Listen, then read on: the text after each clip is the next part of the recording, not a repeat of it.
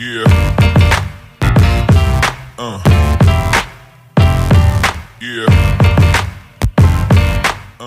Qual é melhor? Investir nos fundos imobiliários aqui do Brasil ou os REITs, que acabam sendo equivalente aos FIIs, só que lá nos Estados Unidos? E para começar, todo mundo precisa saber que tanto os fundos imobiliários dos FIIs quanto os REITs investem em imóveis e distribuem grande parte dos rendimentos. Então, no caso dos FIIs, eles são obrigados a distribuir 95% dos lucros semestralmente. Enquanto isso, nos REITs, tem que distribuir 90%. Mas não são a mesma coisa. Então, os fundos imobiliários, como já diz o próprio nome fundo, é um fundo de investimento que investe no setor imobiliário. Eles basicamente compram participação em imóveis e recebem os aluguéis. Eles não cuidam da gestão daquele imóvel. Já os REITs são categorizados como empresa. Eles não vão lá somente, compram as participações e recebem o aluguel. Eles estão na operação. Tanto que se você for pesquisar, os REITs lá fora, eles são categorizados como estoque, que são as ações, igual a ação da Apple, da Amazon que tem lá fora. O que eu vejo que seria mais próximo de um REIT aqui dentro do Brasil poderia ser, por exemplo, uma empresa, realmente uma ação listada na Bolsa de Valores, que é a Multiplan. O principal negócio da Multiplan acaba sendo shoppings que eles têm, porém eles estão de forma muito mais ativa na hora de fazer eventos, na hora de cuidar dos shoppings, tem a logo da Multiplan em cada um deles, na hora de, por exemplo, construir outros imóveis para dentro da empresa, eles podem pegar dívida, eles podem se alavancar. Então vocês podem ver aqui que a Multiplan é uma ação, uma empresa. No caso dos dividendos, por lei, os fundos imobiliários são obrigados a distribuir semestralmente, mas praticamente todos os fundos imobiliários distribuem todos os meses. Já nos REITs, a maioria acaba pagando a cada 3 meses. São poucos que distribuem todo mês. Mas é óbvio que ele distribui a cada 3 meses, então quando o dividendo vem, ele vem maior porque eles são obrigados por lei também a distribuir 90% dos seus lucros. Não vai achando porque ele distribui a cada 3 meses que vai ser equivalente a um mês do fundo imobiliário. Uma diferença importante entre os REITs e os fundos imobiliários é que no caso dos fundos imobiliários, eles não podem se alavancar, então eles não podem chegar no banco e pedir dinheiro emprestado para comprar um imóvel. Eles não podem emitir uma debênture, por exemplo, e pegar dinheiro. Existem FIIs sim que possuem dívidas, porém pode acontecer, o fundo imobiliário foi lá, comprou um imóvel que já possuía uma dívida, ele vai lá e arca a dívida também. Ou então ele foi lá, comprou um imóvel e comprou parcelado, aquilo acaba virando uma dívida, mas não é daqueles casos que eu falei, de ir ao mercado e pegar dinheiro. Então os fundos imobiliários, quando precisam de mais dinheiro para conseguir comprar um novo imóvel, por exemplo, eles vão lá e emitem mais cotas. E aí você que tem cotas de fundo imobiliário, ele faz uma subscrição, você não participa, você é diluído, você tem uma porcentagem menor agora desse mesmo fundo. No caso dos REITs, é comum que eles peguem uma dívida, por exemplo, a uma taxa X, comprem um imóvel e com o aluguel daquele imóvel eles pagam a dívida e vão crescendo o patrimônio. Então eles realmente podem pegar a alavancagem,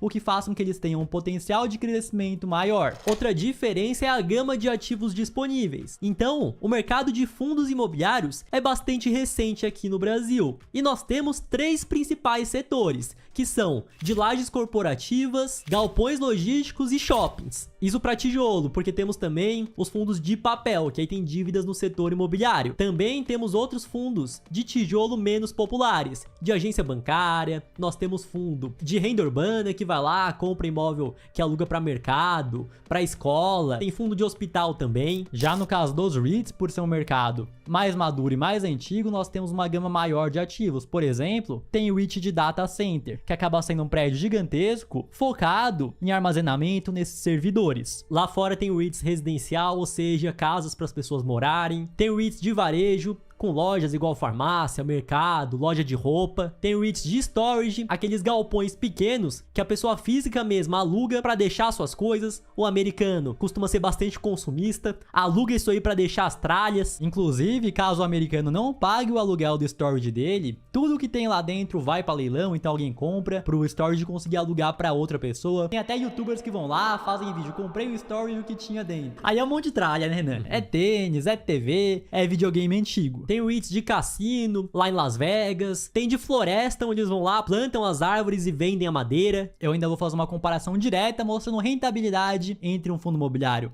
e um REIT, porém a parceira aqui do canal é a CoinFury. Lá você consegue investir no exterior, consegue comprar criptomoedas também, comprar Bitcoin, consegue inclusive investir em REITs também. Por exemplo, eu ainda vou mostrar para vocês esse REIT, mas ele tá aqui que é o Prologis e através da Quantifury você consegue investir. E criando conta através do nosso link e colocando o código Gêmeos na hora da abertura, fazendo seu primeiro investimento de $50, você recebe uma recompensa em Bitcoin que pode ser de 3 até $250. Após fazer o seu primeiro investimento, clicando aqui no presentinho, a sua já vai aparecer. Já pegando o exemplo que eu dei para vocês, o PLD Prologis é um REIT de galpão logístico e vamos comparar com o maior fundo imobiliário da Bolsa do Brasil, que é o HGLG. Descendo um pouco mais, vocês podem ver que ele tem 5,34 bilhões em patrimônio, enquanto isso o PLD tem 57,92 bilhões de dólares, no caso, em patrimônio. Aí você multiplica aí, o dólar tá 5 e pouco, dá mais de 250 bilhões de dólares. Então é normal você ver a comparação entre REITs e fundos imobiliários, que o REIT acaba sendo muito maior, tem muito mais ativos, muito mais imóveis. Tem REIT que você puxa lá que tem mais de 15 mil imóveis. Com relação a dividendos agora, o dividend yield,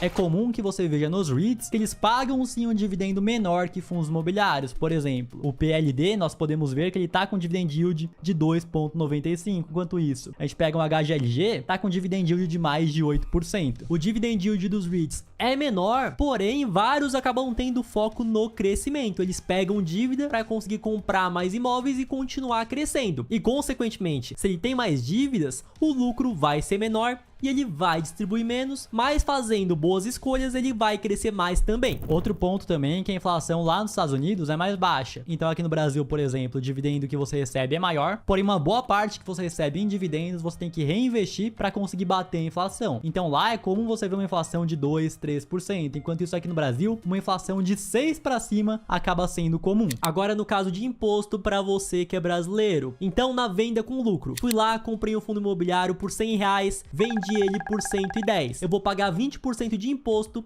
sobre o lucro. Então o lucro foi de R$10, 20% de R$10 dá R$2. No caso dos REITs, o imposto é de 15% sobre o lucro. Mas aí o imposto vai ser cobrado da valorização em reais. Então, por exemplo, comprei um REIT a $100 lá no começo do ano. E hoje, fui vender, ele também tá custando $100. Porém, quando eu comprei o REIT lá atrás, o dólar era R$5. Agora tá mais de R$5,50. Mesmo não tendo valorização em dólar, pelo real ter se desvalorizado, eu teria que pagar imposto. Uma vantagem boa dos fundos imobiliários é que o dividendo é isento de imposto. Fui lá, comprei meu fundo imobiliário, recebi o dividendo, não tenho que pagar imposto nenhum. Já nos REITs, o dividendo é tributado em 30%. Partindo agora para qual rendeu mais nos últimos 10 anos. E esse cálculo já leva em conta que foi reinvestido o dividendo. Então fui lá, comprei R$1.000 de HGLG 10 anos atrás, lá em 2014. Hoje eu teria 3.263,70, ou seja, valorizou aí por volta de 220 e poucos %. Já no caso do Prologis,